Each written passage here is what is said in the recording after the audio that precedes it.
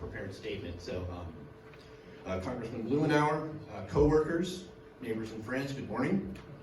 My name is Julius Fildes. I'm a resident of the 9721 zip code and a letter carrier for the Postal Service. Although I do not work in Kenton, I work in downtown Portland.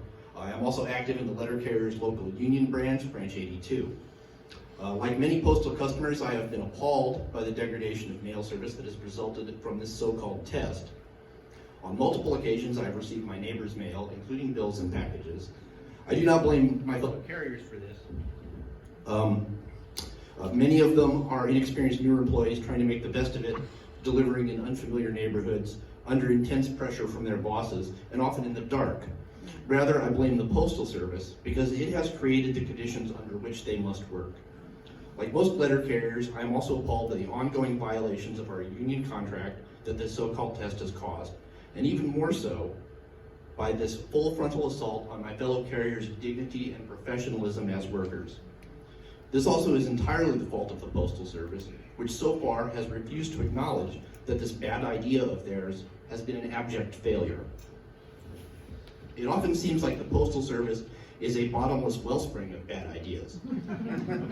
Time does not permit me to describe them all now, but I believe many of the bad ideas currently active in the Postal Service have a common source, an original bad idea. I am speaking, of course, of the infamous pre-funding mandate. The requirement, passed by a lame duck Republican Congress in 2006, that the Postal Service fund its retirees' health benefits 75 years into the future, and do so across a period of 10 years.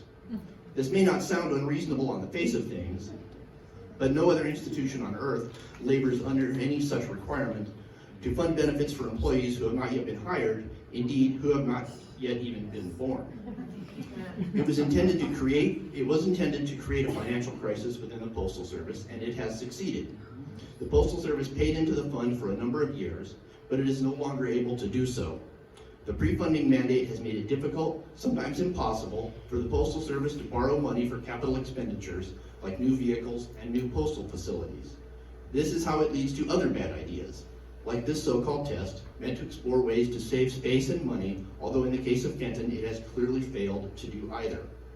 A bill to repeal the mandate, House Resolution 2382, now has enough co-sponsors of both parties to require a vote, and it has a companion bill in the Senate, Senate Resolution 2965.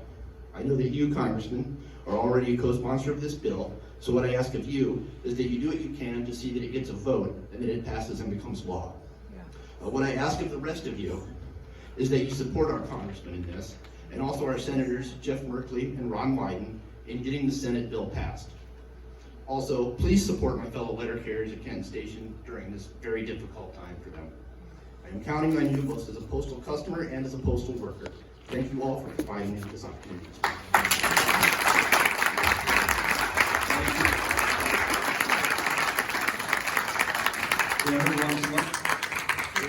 Well,